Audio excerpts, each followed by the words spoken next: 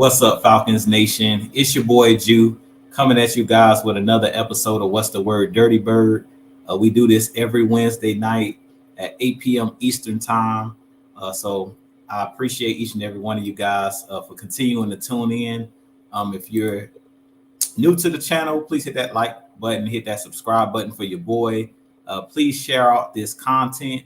But I will be jumping right into the chat. I hope that you guys are having a great week so far. It is Hump Day.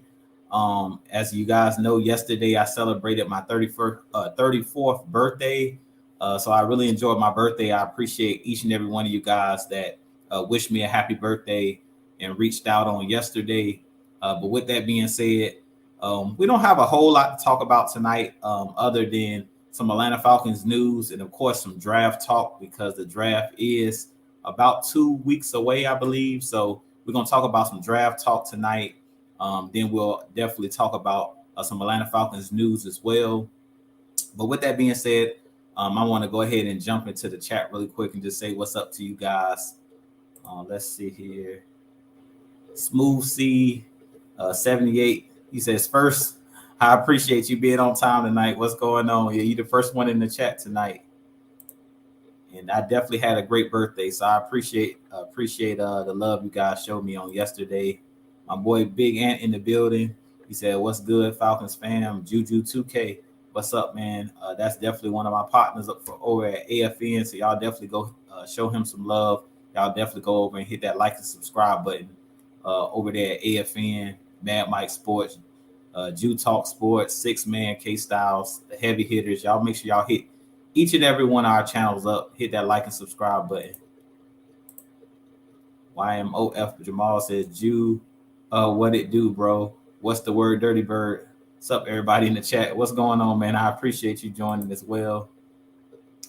Jonte Rozier says, what's good? What's going on, man? I hope you're having a great night. I thank you for joining tonight as well. Nathan Floyd, ready for the draft? Most definitely. Yeah, I'm getting hyped. It's getting closer and closer to the NFL draft. So it's about that time to start kind of making predictions and things of that nature of who I think the Falcons will take at 8. I know everybody, it's a lot of names kind of floating out there. And I'm going to kind of narrow that down tonight of who I think the Falcons are going to go after in this draft. If you guys can see, I have the draft cap on. I kind of like this year's new draft cap. Has the Falcon logo and the word Falcons on it. I think that the new hats are fire. Eric Matt, what's going on, man? I appreciate the birthday love, man. I appreciate it. Yeah, Aries is in the building. D. Coleman, what's going on, man? I appreciate you joining as always. Bubba Gump, what's happening, man? I appreciate you joining. My brother Mad Mike, what's going on? Y'all definitely go over and show Mad Mike some love. He did a video earlier today on Jeff Okudah, so y'all definitely go check that out. I actually listened to it on my way home from work today, so it was very interesting. Y'all definitely go check that out. Joseph Thornton, what's going on, man? Coach Unchained, yeah, y'all definitely go hit that like and subscribe button. That's another one of my brothers from AFN, so y'all definitely go and show him some love. And I appreciate it. Mike, he said, happy birthday again. I appreciate it. What's going on, Juan? The Falcons therapist in the building. What's happening, bro? I appreciate you joining. Dreddy, what's happening, man? Ray Fitty, he says, Peter Skorowski. Yeah, I definitely can see that. That's one of the names I'm going to get into tonight and talk about possibly in this draft. I definitely think he could be a sleeper pick for the Falcons as well. But with that being said, without further ado, we're going to go ahead and jump into the show because you guys know I like to be prompt. I like to keep it to an hour if I can. I know that NBA playoffs playing games are on right now, so I kind of want to check out a little bit of the games. I got to check out the Lakers last night. That was a really good game between the Lakers and the Timberwolves, and the Hawks beat down the Heat, which was a really good game as well. So I got to check out both of the playing games yesterday. Were really interesting, and I think this NBA playoffs is going to be really interesting as well.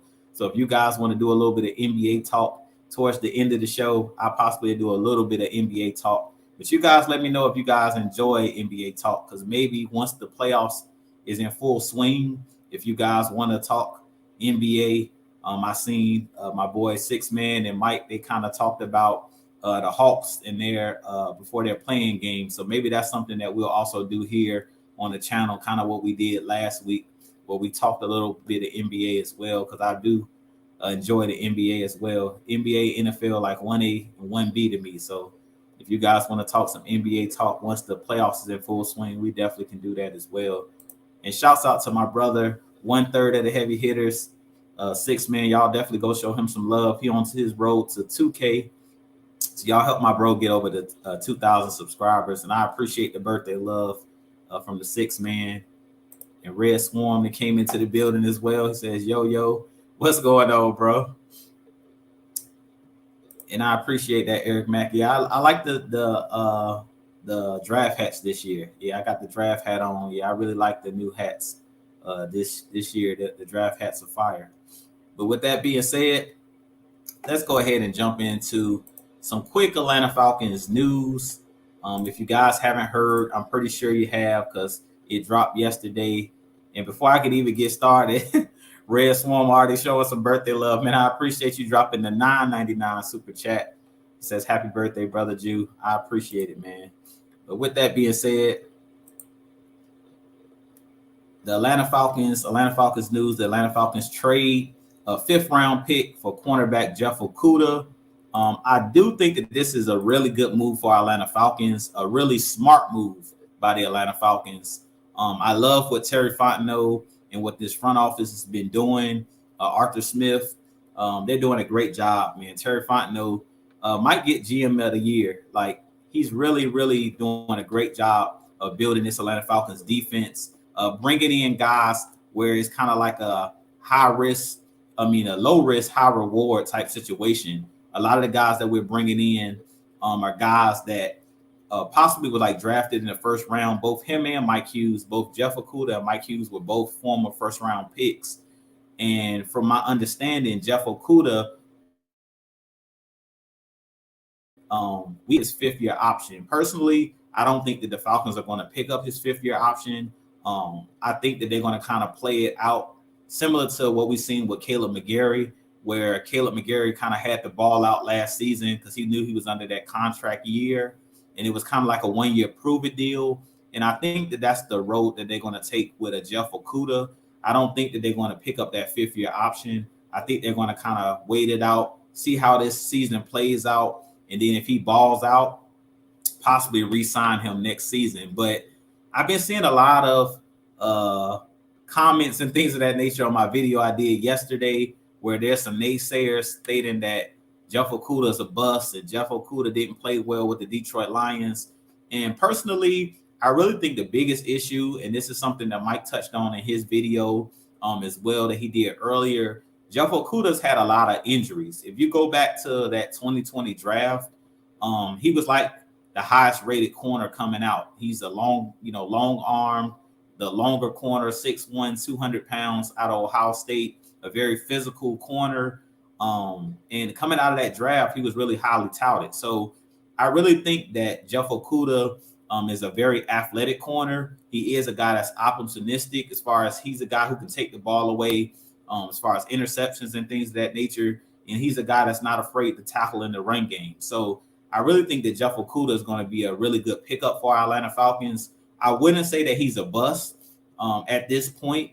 I really think the injuries kind of has held him back. I would believe his second season, he had like an Achilles tear. So he missed like his full second season. He played his full first season. And then I believe he played last year as well. I believe he played in 15 games, if I'm not mistaken, last season. So Jeff Okudah is a really solid pickup for our Atlanta Falcons. It's not costing us a whole lot. We basically traded, as I mentioned, a 5th round pick for him. So I like what the Falcons are doing and bringing in guys that are, like I said, a low risk, high reward type situation. I mean, if he comes in and this year he balls out similar to what we've seen with Caleb McGarry, I could see him getting another contract, because we know Terry Fontenot and these guys believe in rewarding guys after they ball out when they're under those prove-it deals, similar to what we seen with CP, similar to what we've seen with Rashawn Evans, who they're trying to re-sign. He had a really good season last year under that 1-year deal. We re-signed a guy like Lorenzo Carter, who came in on a 1-year deal. We picked him up from the New York Giants last year, and he played really well for us last year, ended up getting a new contract. So I kind of like what this Falcons team is doing. I like what Terry Fontenot was doing as far as he's spending this money wisely. If you're a player that they think that has upside, and they feel like you still have like untapped potential, they're going to give you a chance to come in and prove that, they're going to give Jeff Okudah and all of these guys a chance to prove that they're worth the money. So I think that Jeff Okudah is one of those guys, like I said, that could prove everybody wrong. Sometimes all a player needs is a change of scenery. We know that the Detroit Lions are not one of the better organizations. They're one of the worst organizations in the NFL, not to down the Detroit Lions, but we know they haven't had a winning culture in Detroit. They haven't been a winning organization. We've seen guys like Matthew Stafford. As soon as he left that Detroit Lions organization and moved over to the LA Rams, he was able to win a Super Bowl. Where prior to that, he was kind of known for being a guy that couldn't win big games. And that really was more about the coaching staff, more about the Detroit Lions organization as a whole, more than it was about Matthew Stafford as an individual or as a player. And I feel like it's similar with Jeff Okudah. I do think that the Detroit Lions are an ascending team. Last year, I do think that Dan Campbell as the head coach is kind of turning things around over there with the Detroit Lions. And I think that they've done a solid job of drafting guys since Dan Campbell has been there and since that new regime has taken over there. But Jeff Okudah wasn't a Dan Campbell guy. He wasn't a guy that was drafted, if I'm not mistaken, under Dan Campbell. So I'm really interested to see how well Jeff Okudah plays in our scheme. But another thing that I like with what this move does is it creates more competition. At this point, nobody's giving anything. You're gonna have to earn everything. And Jeff Okudah is talented enough to challenge a guy like Casey Hayward for that number 2 corner position. So now with them bringing in a Jeff Okudah, you kind of add more depth to the roster. And you know that this regime believes in guys competing at all times as far as competing for a position. We've seen that last year with Dahlman and Hennessy competing for that starting center position. We've seen Marcus Mariota and Desmond Ridder kind of competing last year for that starting quarterback position. And I think you're going to see it again this year with Jeff Okudah coming in. He's going to be competing with all of these guys that we have. And usually when you bring in fresh blood or you bring in new guys to the roster, basically those younger guys that we have on this roster, like the Darren Halls, like the D. Alfords, this is where you're going to figure out, who the dogs are on this team, because now you created that competition and nobody's going to be giving anything. You're going to have to earn everything. So with that being said, I do want to jump back into the chat and kind of get you guys' thoughts on what you guys feel about Jeff Okudah. But I've seen a lot of people saying, a lot of people agreed that it was a good pickup, but then I had some people saying like Jeff Okudah's a bust. Jeff Okudah, he didn't play well with the Lions. And I really think it really was really had to do with the injuries more than anything. When he was actually on the field, he played pretty well, but the injuries kind of held him back with the Detroit Lions. But with that being said, let's see here. D. Coleman says, Okudah is cool, but I ain't going to get overly excited. At the very least, he's good depth. But if he balls even better, he ain't getting no crazy bag regardless. Most definitely, yeah. I don't think he's going to get paid crazy. I don't think he's going to get a crazy contract unless he just comes in here and like leads the league in interceptions or do something crazy like that, which I don't foresee. But I really think that he has a chance. Like, I don't feel like he's tapped hardly any of his potential. Like, I really think that the ceiling is still high for him. I really think the injuries is the main thing. He just has to stay healthy. If he stays healthy, he has the size, the athleticism, and it's a reason why he graded as high as he did coming out. And shouts out to the wife, Teacher Red. She said, sending you a little bit of birthday love with the $5 super chat. So I appreciate that super chat, the $5. And shouts out to my boy, Tony Wright. He says, good evening, Jew. Happy birthday. I appreciate it.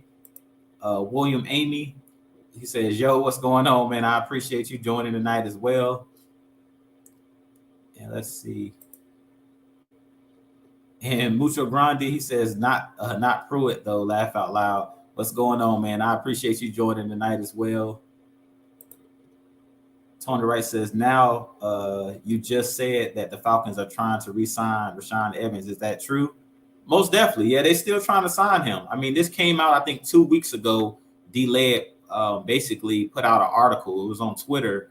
And he basically stated that he talked to Terry Fontenot when they were at the owners' meetings. He sat down with Terry Fontenot, and Terry Fontenot said that they're trying to get that done. So, I don't know why he hasn't been signed yet. I think it's maybe they're still probably in negotiations, and maybe Rashawn Evans is trying to see what he can get on the open market first. But I really think that they're trying to re-sign Rashawn Evans. They basically came out and stated that Terry Fontenot stated that they are trying to bring Rashawn Evans back, which I think would be huge for this Falcons team to bring him back, because he was one of the leaders on the team last year. And he was like, I believe, in the top 5 in tackles. He had like over 100 plus tackles. So if you can get Rashawn Evans back, he's a dog. And he's still, I think, he's still in his 20s. He hasn't even hit his 30s. So if I'm the Falcons, I'm definitely bringing back Rashawn Evans. Ray Fitty says, Jew, if Gonzo or Spoon on the board, do you take them and move Okudah inside to nickel and cut Hayward? Now, I'm not cutting Hayward. And I really think at this point, and that's where I was kind of going, but since we're going there, we can kind of go ahead and talk about that as well. I really don't think at this point that the Falcons are going to draft a corner. I really don't see them drafting the corner. Like, it would really shock me at this point, seeing them go after Jeff Okudah, seeing them bring in Mike Hughes and the guys that they've signed. We have a lot of depth at corner.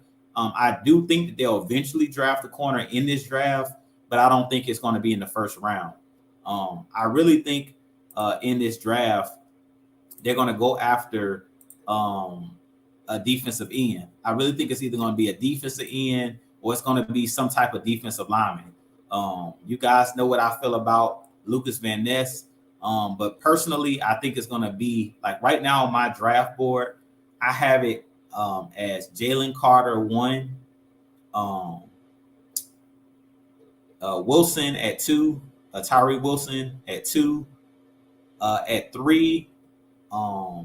Will Anderson, he's up there as well, but I don't think he'll be on the board. But Jalen, right up underneath Jalen Carter, I have Will Anderson and Tyree Wilson. Those are my top 2 edge guys. Right behind them, I have Miles Murphy, and I have Lucas Van Ness, and those are like the top 5 guys. But I think one of those guys will be on the board. So between Tyree Wilson, Lucas Van Ness, Will Anderson, I feel like at 8, one of those guys are going to be there, because I just have a funny feeling that a lot of the quarterbacks are going to come off the board early. And with the trade of Okudah from the Lions, I've been hearing rumors. I don't know if it's true, but I think that the Detroit Lions may go after Gonzo. I think that they want Christian Gonzalez. They might go after Christian Gonzalez or Weatherspoon. From my understanding, Weatherspoon's teammate, who they drafted, I think last year, who played at Illinois as well, where Weatherspoon played his college ball, he's a starting cornerback for the Detroit Lions. So they said that they may be trying to pair Weatherspoon with his teammate that plays with the Detroit Lions, the opposite corner on their team. So I definitely think that one of those corners are going to come off the board early, Gonzo or Weatherspoon, and I think it's going to be a run on quarterbacks early as well. So I really think that a lot of these defensive linemen are going to get kind of pushed down to the Falcons. So between Jalen Carter, Tyree Wilson, Lucas Van Ness, I think Will Anderson, one of those top guys, Miles Murphy, one of those guys are going to be on the board. So I definitely think that the Falcons are going to take an edge rusher. Now, I'm not too sure which edge rusher the Falcons are going to take. You guys know how I feel about Lucas Van Ness, but Miles Murphy, to me, is a sleeper. Nobody's really talking about him, but he's basically from the state of Georgia. We know that they say that they're going to start targeting players that are from Georgia. And Miles Murphy has a lot of ties to the Falcons. Like, he stated that his family was season ticket holders. He grew up, a Falcons fan. So I don't know if that's going to be how that's going to work in his favor if the Falcons are going to favor him because he has ties to, the state of Georgia. He's from Georgia. He's one of the top edge rushers, and his family are season ticket holders. Maybe that's going to factor into it. But personally, I think it'll be Tyree Wilson that'll come off the board, Will Anderson, or Lucas Van Ness. I think they'll go with all of those guys before Myles Murphy. But I think for our skill set, all 3 or 4 of those guys, I wouldn't be mad at it. The only guy that I think trumps every single one of the edge rushers is Jalen Carter. If somehow Jalen Carter, somehow falls to 8, I definitely think he'll be the pick for the Atlanta Falcons. And let's see here.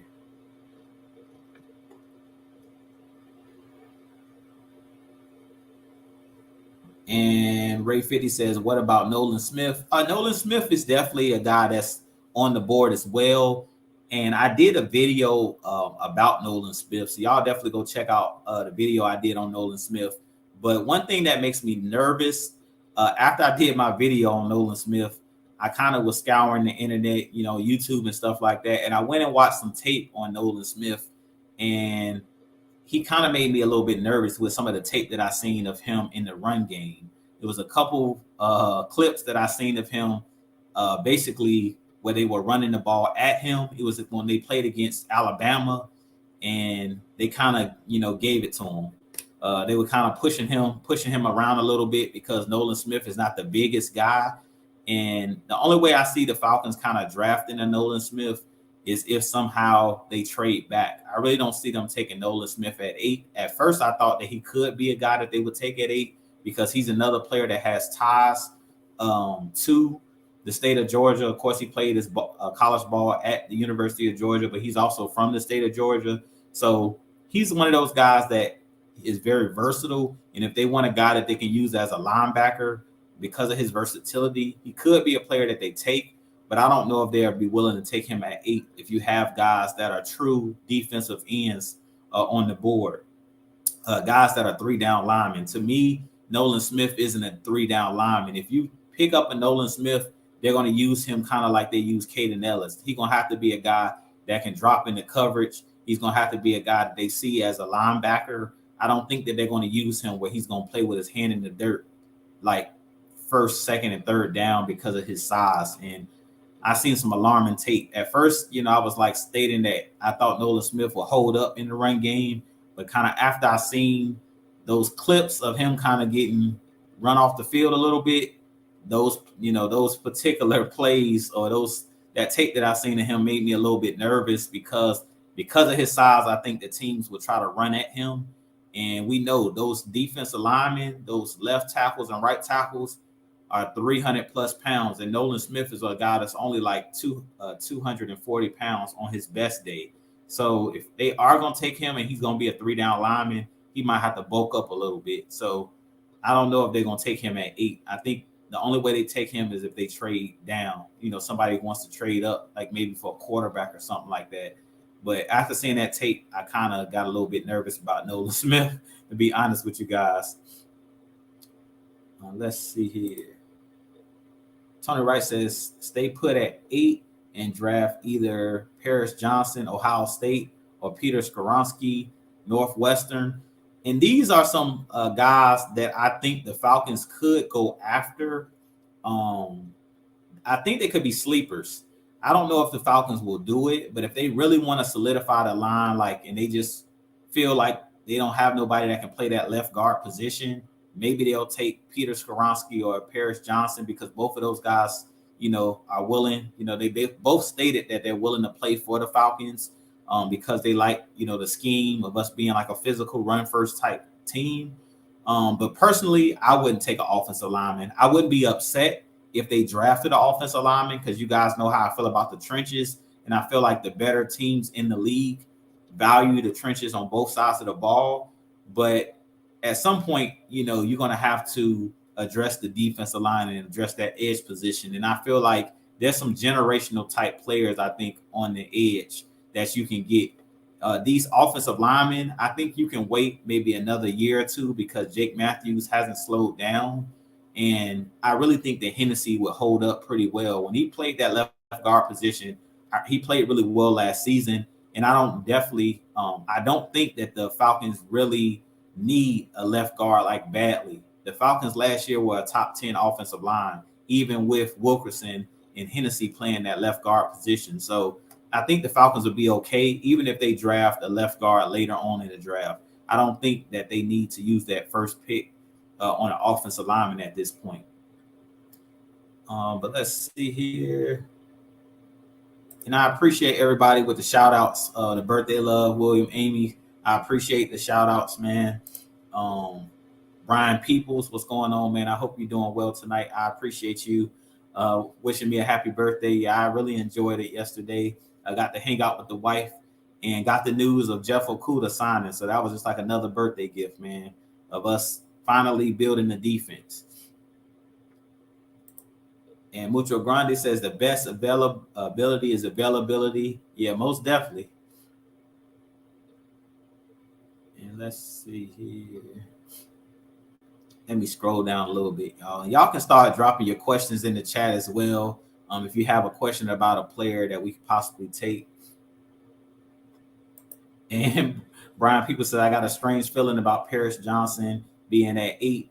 Yeah, Paris Johnson is a big dude. He played at Ohio State, and he's a really, really big offensive lineman. Both him and Peter Skoronski, both of those guys are dogs. So, like I said, I wouldn't be upset. And at this point, with us getting Jeff Okudah, I kind of feel like we've covered all of our bases. Like Terry Fontenot's done a great job where I feel like none of us know where we're going. As you hear Mike always say, and K Styles, you hear us all say all the time, we don't know what the team is going to do as far as this 8th pick. To be honest, I have no clue. Like, I have the feeling about Lucas Van Ness, but I really don't know because we've solidified a lot of positions. The only position we haven't solidified is the edge position. But, excuse me, there's so much edge talent in this draft that it could be any of these guys, to be honest. And it even can be, a Bijan Robinson. Like, as much as I don't want them to take a Bijan Robinson at 8, like Terry Fontenot's covered his bases where they may say, like, we can trade back up maybe like in the 2nd round or something, and maybe Lucas Van Ness is still on the board, or one of these edge rushers like a Nolan Smith falls, and they may just try to like trade back, get as much draft capital as possible, or pair some of our picks together and trade back up into the 1st round. So they could possibly double dip. But I can tell you one thing, the Falcons are trying to win now. Like, based off the moves that we're making, they've been very, very aggressive in this offseason, and I'm loving it. Let's see here. And Ray 50 says, Jew, would you take FMU or FAMU's Isaiah Land in the later picks for the edge spot? I definitely think that he's a guy that's very, very interesting. You guys definitely need to go check out the draft prospect video. 6-man K-Styles actually did a prospect video on Isaiah Land. And he's a guy that I think is a sleeper because he played, at a historically black college. I feel like he's not getting a lot of, he's a guy that's kind of going unnoticed and kind of going under the radar. But I definitely think that he has the skill set to possibly be a guy that could be drafted later on in the draft. And if the Falcons decide that they're not going to take, an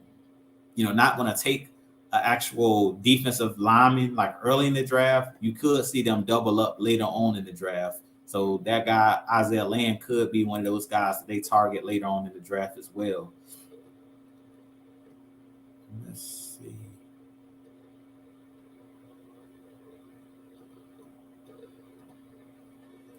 Let me scroll down a little bit here. And man, Mike says Paris Johnson is a bully. Yeah, most definitely.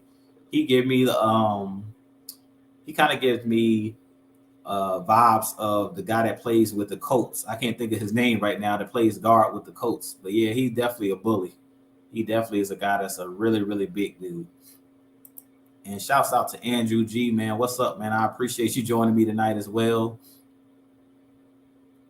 Let's see.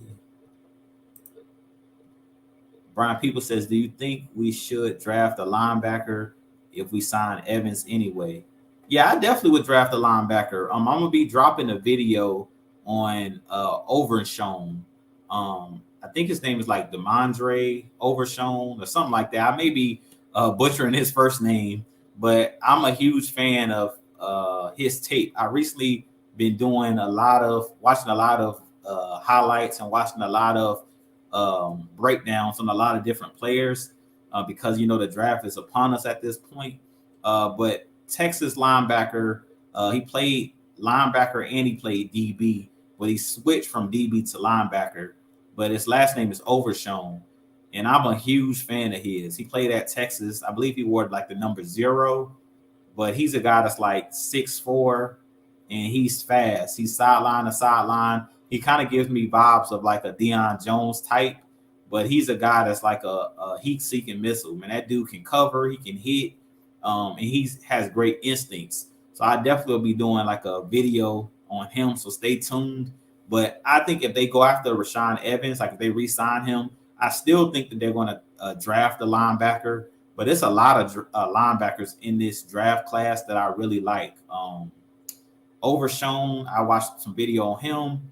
I watched Jack Campbell because he's the guy that everybody likes out of Iowa. I also recently been watching a lot of tape on Drew Sanders that played at Alabama and last year played at Arkansas. He's another guy that kind of plays with his hair on fire. Kind of gives me vibes. Of Troy Anderson.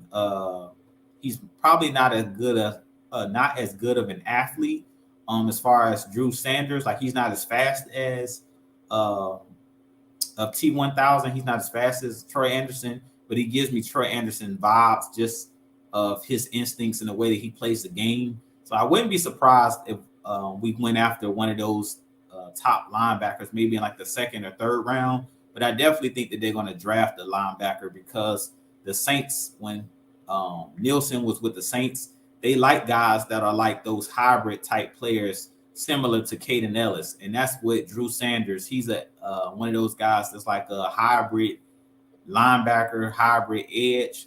And he could be a guy that I think that the Falcons really like and possibly go after.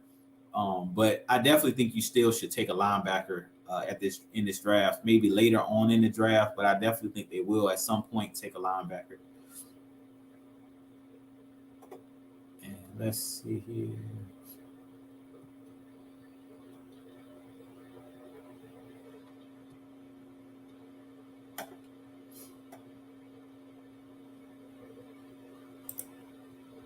And there you go right there. DeMarvion Overshown. I appreciate that. Yeah, I couldn't think of his name. Yeah, DeMarvion Overshown. I'm definitely going to do a breakdown on him.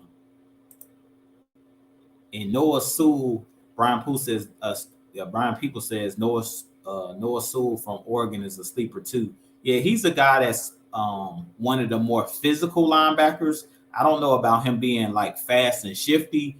He's a downhill type linebacker, but I definitely could see the Saints liking him because he's like similar to the middle linebacker that played with the Saints.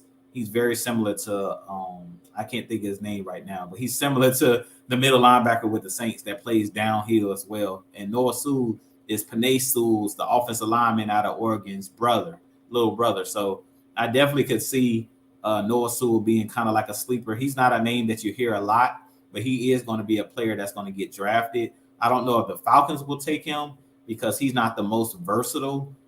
He's a guy that's just straight downhill like a middle linebacker, but I definitely think he's a sleeper pick, and he definitely has good genes because his brother played really, really well with the Detroit Lions since he was drafted as one of those top picks.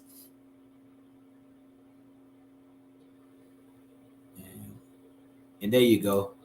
DeMario Davis. I couldn't think of it.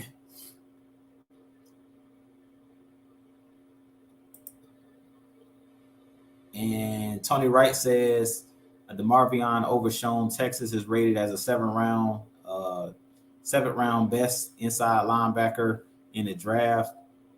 He has third or fourth round draft grade. Yeah, he's a guy that's a beast. If you guys go look at DeMarvion Overshown's highlights, like I like guys that jump off the film when I watch them.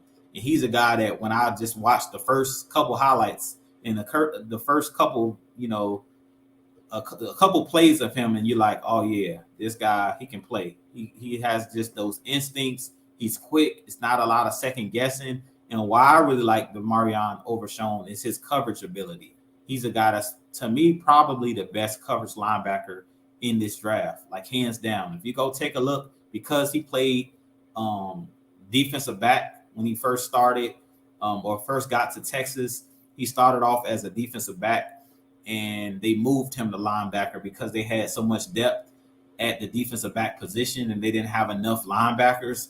So because he was a guy that was a physical player, could hit and things of that nature, the Marvion Overshown, his coverage ability. And in today's NFL, you have to have linebackers that can cover in space.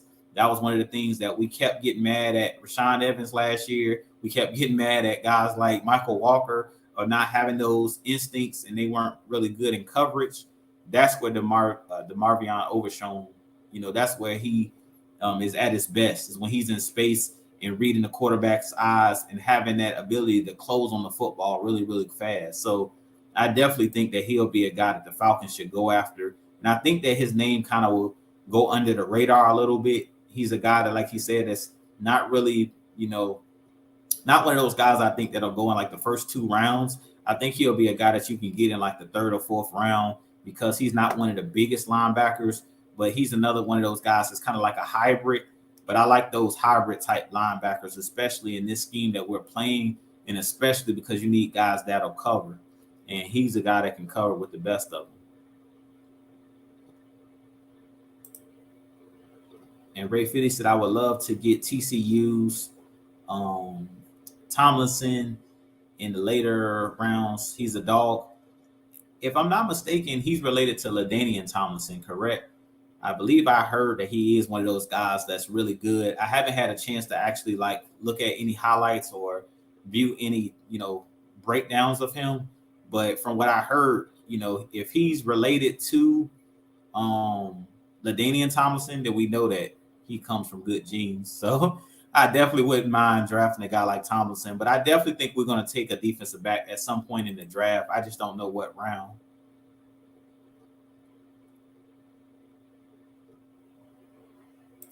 And there you go right there. Mike says Overshown is a converted safety at linebacker. Yeah, and I love that about him, man. If you guys go check out his highlights, you won't be disappointed. He's a guy that I was like, yeah, he one of those guys. And there you go right there. He says he's LaDainian Tomlinson's nephew. Yeah, that's why I thought he was related to LT. So yeah, I definitely could see him being a guy that can really play. I hadn't had time to look at his tape or anything like that, so he will be one of the players that I'll maybe go and take a look at. But if he plays anything like LaDainian Tomlinson played the running back position at defensive back, if he has any of those genes in him, then yeah, I definitely could see him being a really good player and having being a nephew or having an uncle that's a Hall of Fame type player. I definitely know that LaDainian Tomlinson is in his ear. But you guys continue to drop those questions. I'm gonna just scroll through and see if I missed any of you guys' questions. But you guys, let me know what you think the Falcons are going to do at 8. Like, who would you draft? Who is your top prospect that you think that the Falcons will go after? Personally, I think at this point they're going somewhere on the defensive line. I'll be shocked if they take a corner at this point. I'd be shocked if they take any type of offensive player, whether it's wide receiver, running back. I would be really shocked. And I really would be shocked if they take like a quarterback or something like that. But you guys drop in the chat and let me know what players you guys wanted at 8. Personally, I gave you guys my top guys: Lucas Van Ness, Jalen Carter, Tyree Wilson, Miles Murphy. Those are kind of like my top guys that I would take if I were the Atlanta Falcons. But you guys let me know what you guys think. And while you guys are at it, definitely hit that like button for your boy. Hit that subscribe button. I appreciate we got 51 of you guys in here. So definitely hit that like and subscribe button. Yeah, let's run those likes up. Yeah, y'all heard Mrs. Jew talk sports. Y'all heard Teacher Red. Y'all get those likes up for your boy.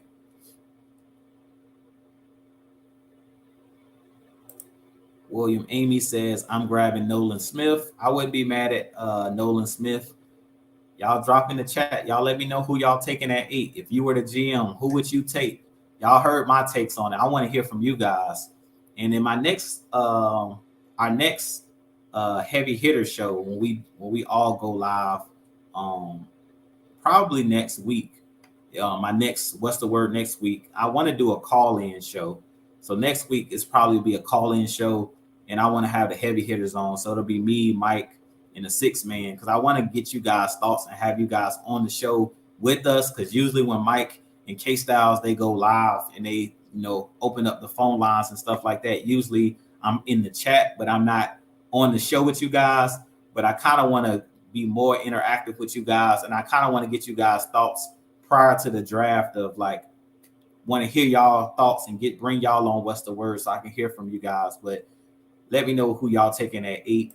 I see Speak Your Peace Sports Talk Show. He says, would love to trade up to get Will Anderson. That would be interesting. I definitely think Will Anderson is possibly the best edge in this draft.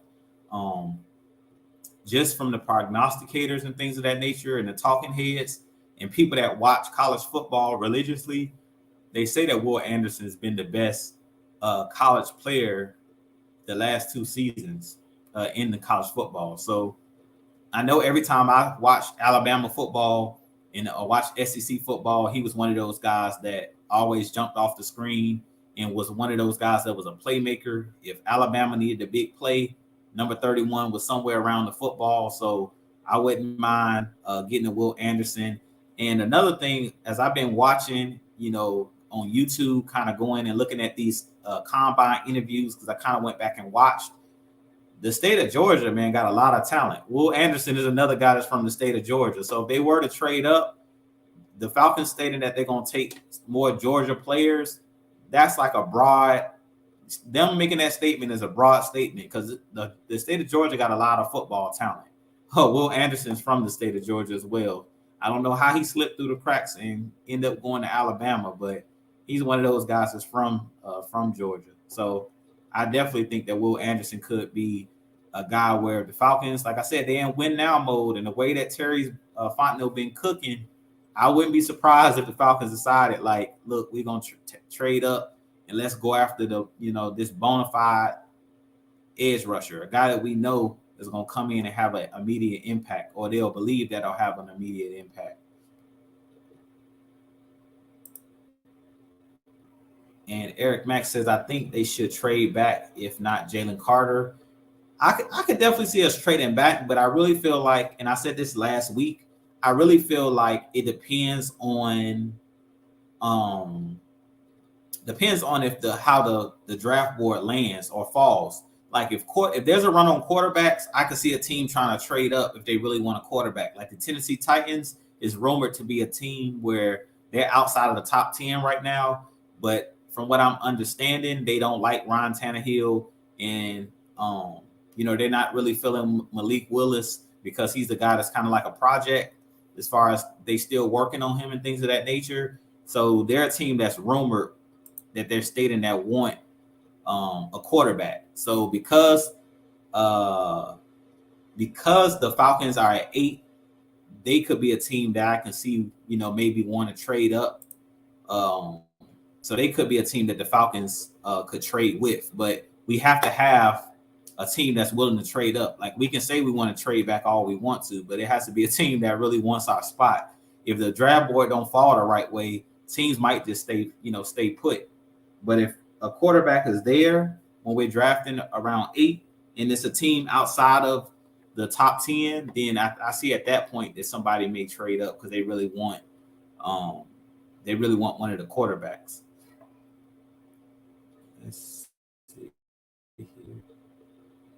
William Amy says Miles Murphy. Yeah, Miles Murphy is a guy. His name was popular like when we first started talking about the draft, but his name kind of has went under the radar and nobody's really talking about him. But like I said, he's a guy that I put right up there with the top guys, up there with the Tyree Wilsons. I wouldn't take him over Tyree Wilson, but I think he's up there, and he's a guy that had a really good season at Clemson, and he was an impact player.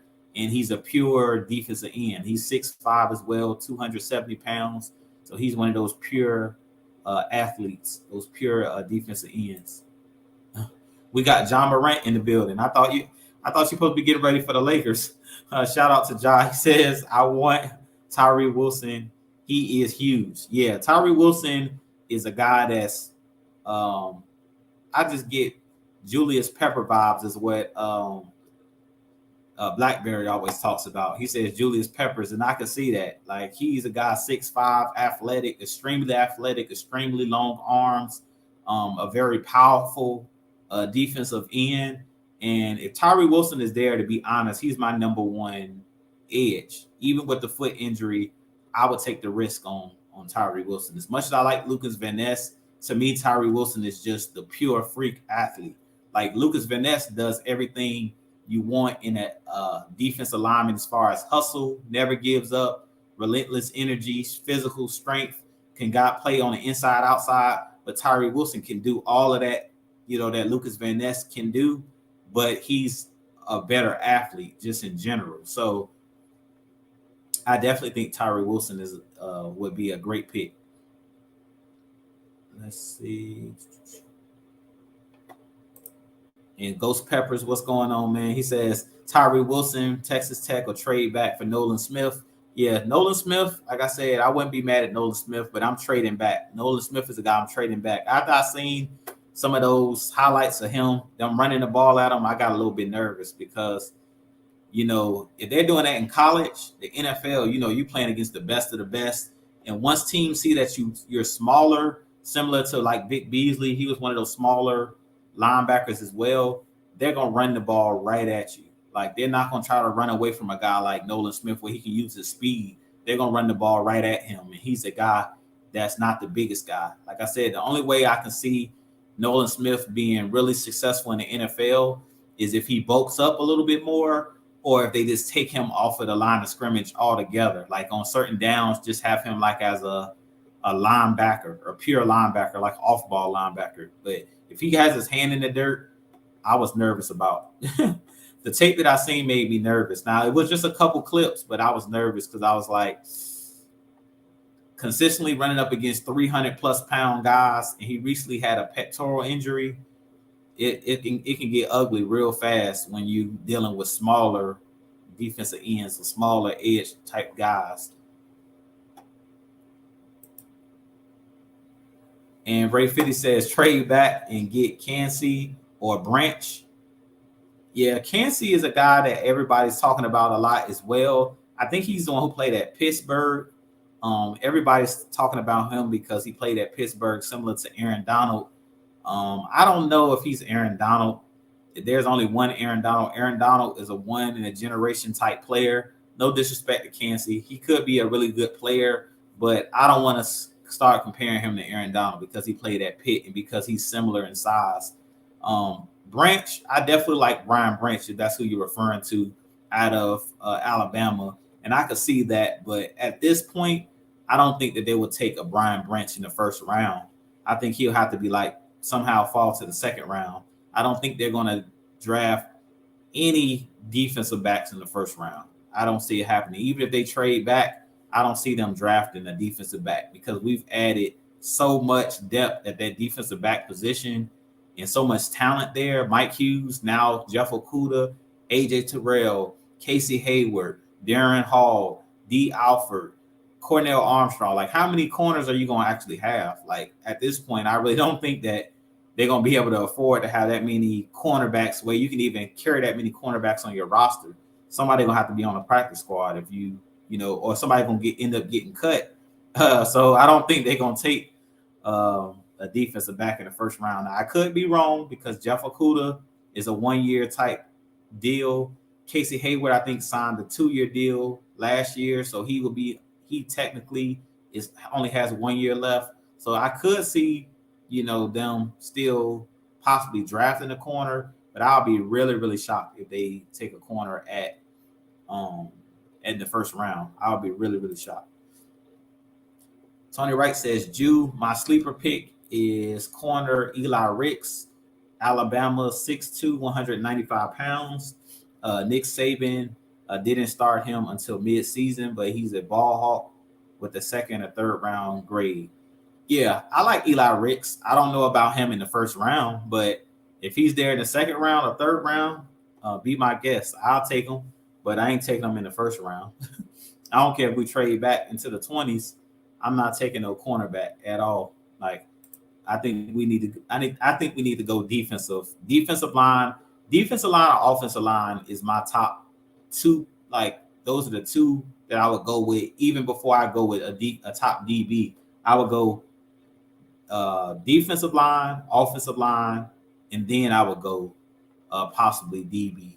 But I wouldn't take a DB at this point in the top, in the first round. And Bubba Gump says 8 is too high for Nolan Smith, Van Ness, or Murphy. I keep hearing people say that about Van Ness. I don't think 8 is too high for Van Ness. If Van Ness turns into Trey Hendrickson, do you guys think that that'll be too high to take him? I really don't think so. If he turns into Jared Allen, do y'all think 8 is too high? I mean, I think you can say it's too high because just looking at him, you're taking a risk and you might be reaching a little bit. But if you think that he fits your scheme, I really don't think it's a reach at 8 to take Lucas Van Ness. I know a lot of people keep saying that it's a reach. I really don't think it's a reach. Unless you're just saying it's a reach because you think like the Tyree Wilsons or somebody like that is on the board, then I can say it's a reach. But I don't think it's a reach because of his talent. I think at any point when you're drafting these players, it's a crapshoot. Like, you don't know what you're getting. As much as we keep talking about Tyree Wilson could turn out to be, no disrespect, Marcus Davenport. Marcus Davenport from the Saints, who I didn't want the Falcons to go after in free agency, but he was a name that I kept seeing from a lot of content creators, kept stating like he's familiar with Ryan Nielsen's scheme. That dude is 6'6", 275 pounds. So him and Tyree Wilson are really like the same person as far as like their athleticism. I'm not going to say their skill set, but the Saints thought that Marcus Davenport was going to be Tyree Wilson, and he just turned out to be pretty much a bust. As much as I don't like calling people a bust, Marcus Davenport played his weapons because they kind of reached for him because he had that athleticism, but he didn't have the motor and he couldn't stay healthy. He was similar to like a Jeff Okudah as far as the health side of it. He couldn't stay healthy, and then when he did stay healthy, he didn't produce. So, and Man Mike says Tyree Wilson is a physical specimen. I think he'll be great in Ryan Nielsen's scheme. Yeah, I definitely think he is definitely a physical specimen. And I definitely think that Ryan Nielsen, because he helped mold defensive linemen, like that's his background, I think that that's the perfect position to take somebody at 8 because you have basically a defensive line specialist, like a guy that knows how to work and develop that position. So whoever we take there, I think they're going to get better because that's what Ryan Nielsen's kind of known for with the Saints. He was there. He was developing those defensive linemen that they had. Now, why Marcus Davenport didn't develop too well, I'm not too sure. But yeah, I definitely think so. But I hope Tyree Wilson just has that want to. Because another thing, when you draft a guy high like that, they can have all of the physical attributes, but they still got to put the work in. They still got to study film. They still got to get in the weight room. They still got to eat right and keep their body in shape and stuff like that. So I hope Tyree Wilson is a guy that's hungry. He does come off as a guy that seems like he's hungry, but that's what I want. I want a guy that's going to come in here and want to get better every day. And that's something that I've seen with a guy like Lucas Van Ness. He comes across like Iowa usually has players that are blue collar, hard workers, usually are not the best athletes, but they're usually guys that are like grinded out type guys. So I hope that Tyree Wilson is a grinded out type player and that he doesn't, get caught up in being like a top draft pick, and he actually puts the work in, because that's really what it's going to come down to. And let's see. John Morant says in the second, Jahmyr Gibbs could be a good pick to pair with him, with Algier, and he is from Dalton, Georgia. Okay, yeah, I definitely think Jahmyr Gibbs is a beast. He started his career, I think, at Georgia Tech. Shout out to Six Man. He's a Georgia Tech fan. Ended up transferring to Alabama and had a really good season. But he's like, it'll be a thunder and lightning type situation with him and Tyler Algier. Algier would be the thunder and he would be the lightning because he's a guy who can catch the ball out of the backfield. He's a guy that can hit his head on the goalpost from anywhere on the field because of his speed and athleticism. But there's been a lot of guys that I've looked at as far as running backs in this draft. And that's why I keep going back to do not take Bijan Robinson in this draft because there's so many electrifying running backs in this draft that you can get a running back at any point in this draft and be successful. I done watched about 10 different running back prospects, and all of those guys are explosive.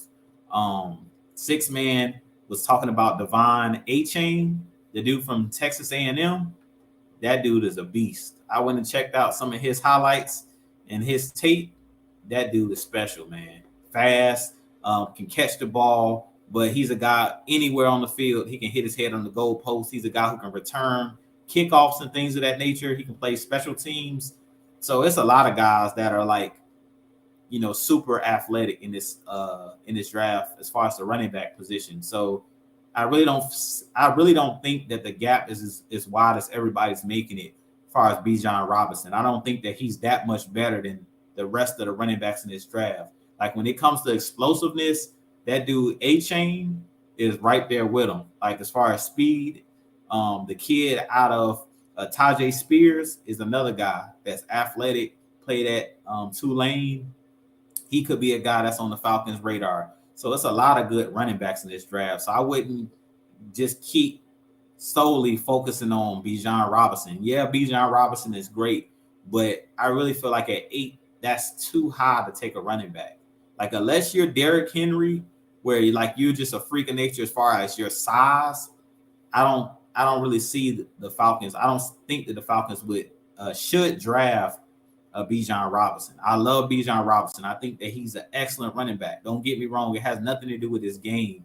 I just feel like you will be wasting a draft pick if you take a Bijan Robinson that early in the draft when you got guys like Devon A-Chain, when you got guys like Tajay Spears, when you got I can go down a list of about 5 or 6 different running backs. The running back, I was watching a running back out of Syracuse. He's another guy that's really, really athletic, fast, can pretty much, hit his head on the goal post from anywhere on the field. Tank Bigsby is a guy I keep talking about from Auburn.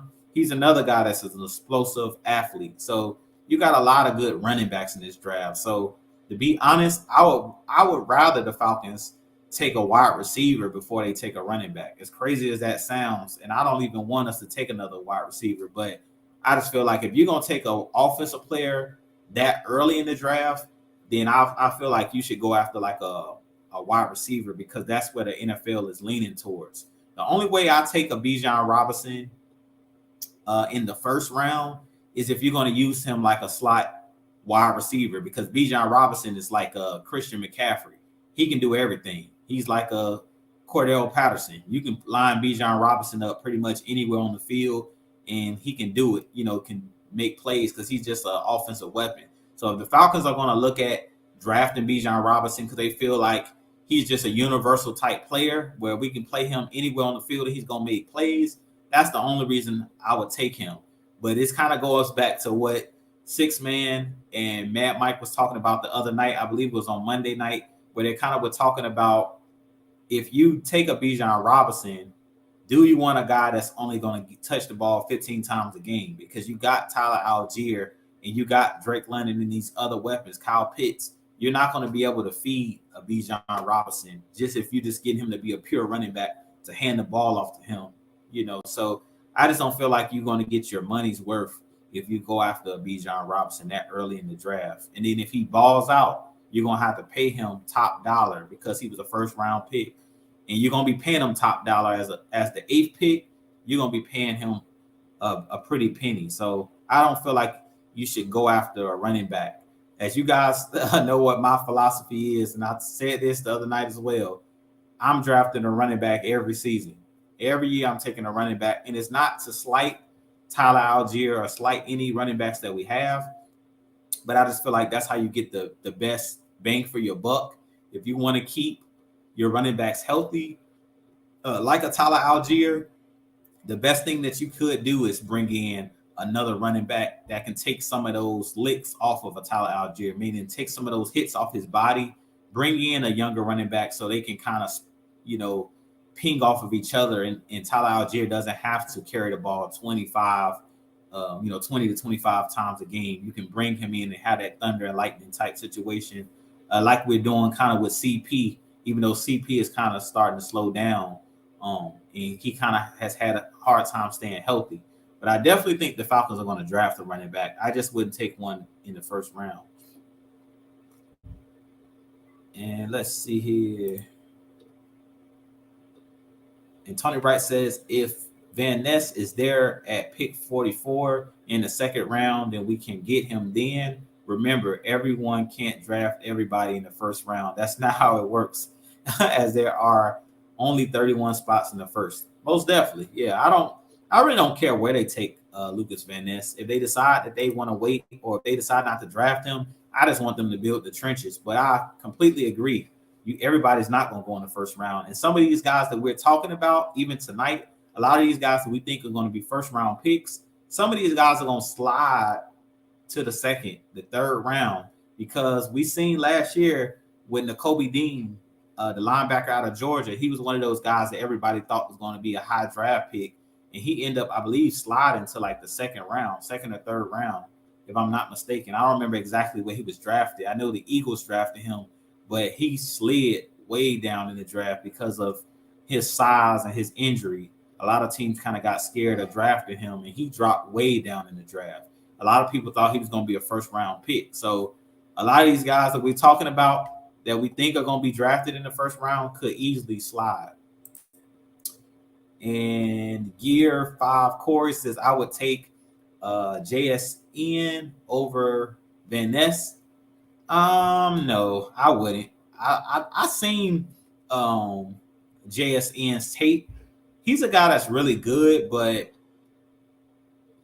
he's not the fastest guy. He's a guy that's like a route technician. I don't know if I would take him at 8. I know a lot of people saying like he's really, really good, but I beg to differ. I think he's going to be a good player, but I've been hearing things like he's better than Marvin Harrison Jr. I don't think so. I think Marvin Harrison's son is better than him, and they both played at Ohio State. Personally, I think that Harrison is better. I think that JSN is going to be a good NFL player, but I wouldn't take him over Van Ness. I wouldn't take him over a defensive player, especially because we need an edge rusher. But I do think that JSN is a good player. Don't get me wrong. I think he's good, but I don't think he's as good as a lot of people think. To be honest, and this is going to make, probably turn a lot of heads. I like JSN a lot, but if I were the Falcons, I would look at one of the guys in the second round at wide receiver. A guy that I've been watching is Trey Flowers from Boston College. Dude is explosive.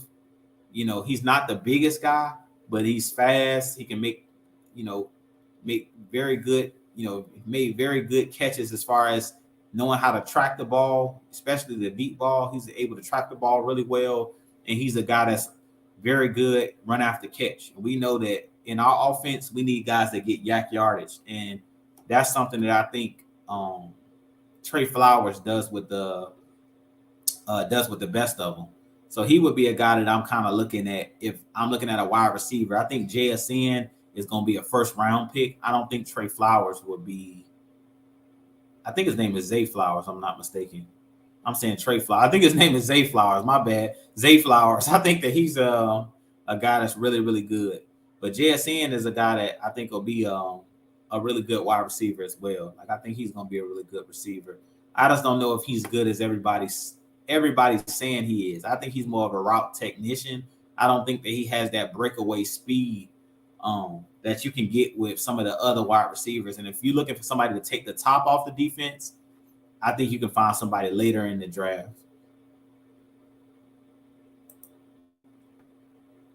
And Mike says Marvin Harrison Jr. has that dog in him to be so small. Yeah, Marvin Harrison is a beast. Like if you go back to that game against Georgia before he got knocked out of the game, he was like changing the game. Like he was the reason that they were winning the game at one point. Marvin Harrison Jr. is a beast.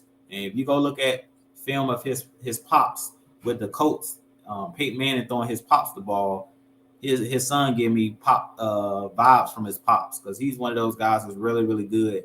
I think he's still in college though. I think he went back to Ohio State. I don't think he's draft eligible yet, but next year, Marvin Harrison is somebody that will be on my radar. If the Falcons somehow has a high draft pick, he would be a guy that would be on my radar because he's really a really good wide receiver. And Ray 50 says, Jew, check this out. What if we trade back and take Darnell Washington from UGA and move Pitts to a wide receiver?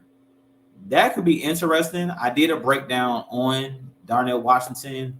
I could see this happening, but I don't think the Falcons will do it because now we have Jonnu Smith. If we didn't go after Jonnu Smith, then I would have definitely thought they would have possibly went after a Darnell Washington. I don't really see them taking Darnell Washington at this point because you have so much depth now at the tight end position between Kyle Pitts, Jonnu Smith, Parker Hesse,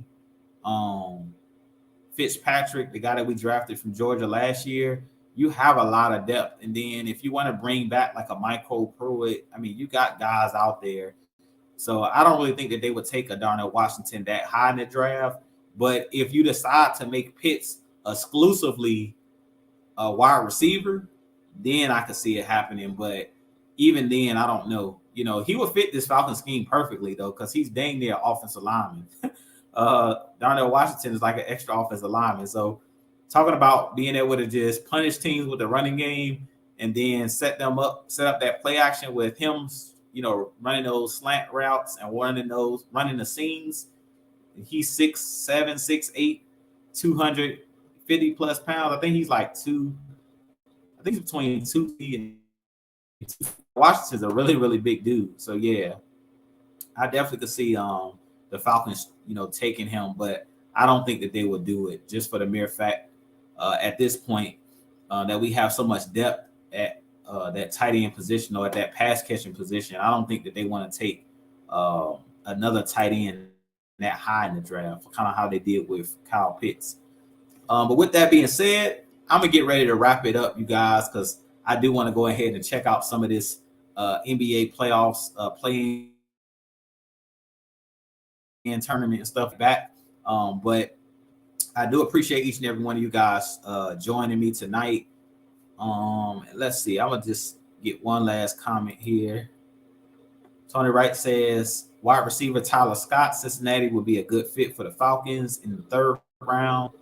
Just as quarterback Desmond Ridder, Scott averaged 17.3 yards per catch as a junior, 16.3 yards a catch last season as a senior. Yeah, I did a breakdown on him as well. So you guys definitely go check out my last prospect video. I did a prospect video on Tyler Scott. It's not a real long breakdown, so definitely go check it out. He's definitely a guy that I also could see the Falcons taking, but it's a lot of smaller running backs in this draft that are really electrifying and fast, and it's a lot of slot or smaller wide receivers like the Tyler Lockett types in this draft. Zay Flowers, Tyler Scott. It's another kid by the name of that has the last name Scott as well that played at North Carolina for the Tar Heels. He's another guy that's a smaller speedster type wide receiver. But it's like I've seen like maybe 5 or 6 guys that are smaller like wide receivers that are really, really fast. And I can see the Falcons possibly going after like those Scotty Miller type wide receivers. And I talked about in my video, you know, Tyler Scott could be a guy that could learn up under like a Scotty Miller and be one of those guys, you know, kind of can learn the ropes from Scotty Miller because Scotty Miller only signed a 1-year deal with us. That Tyler Scott could be a guy that like takes his spot, you know, moving forward. He could take over the reins as like the slot wide receiver and play kind of like that Taylor Gabriel role or that Demir Bird role that he played last year for the Atlanta Falcons. So I definitely think that Tyler Scott will be a good fit as well. And before I end the show, I do want to say what's up To Mactown Dirty. He said, "What's good? What's going on, man? I hope you got a chance to check out the show. If not, you guys definitely can watch it on the playback. But I appreciate each and every one of you guys joining me tonight. As I stated, next show, which will be next Wednesday night at 8 p.m., I want to do a call-in show so you guys will be able to call in, give me your thoughts on what players the Falcons should take. We can have like an open dialogue, and it'll be a heavy hitter show. So I have on the 6-man, I have on Mad Mike, so we can do like a call-in show for you guys before the NFL draft actually kicks off, because we're moving closer and closer to the end of the month, closer and closer to the draft, and the expectations and the excitement is starting to build. And I definitely think that as we get closer to the draft, I think we'll kind of be able to narrow it down maybe a little bit more of who the Falcons, what guys they're kind of focusing in on, kind of how we did last year with Drake London. I kind of figured the team was kind of narrowing it down, narrowing it in, putting their target on Drake London. At this point, I'm still stating Lucas Van Ness is the guy that I think that they're going to go for or go after. It's either going to be Lucas Van Ness or I think it's going to be Tyree Wilson. Those are the two guys that I think the Falcons may have their target, on their draft board. Those are the guys that they're going to, possibly draft. But we'll see if my prediction is right. I was right about Kyle Pitts, and I was right about Drake London. Both me, Matt, Mike, and K-Styles, we kind of like 2 for 2 with this new regime on far as the first round draft pick. So we'll see this year if we're able to predict right. But this is the first season, because we got cap space and money and stuff like that, where it's kind of like we don't know. We can go anywhere at this point. But with that being said, this be your boy Jew. I'll holler at you guys in my next video. Y'all stay tuned, because I will be dropping my next prospect video on DeMarvion Overshown, the linebacker out of Texas. But I have a lot more coming for you guys. Also, we'll be dropping a video on Devon A-Chain, the running back out of Texas A&M. But with that being said, this be your boy Jew. I'll holler at you guys next Wednesday night. As always, Falcons Nation, rise up, be blessed, peace.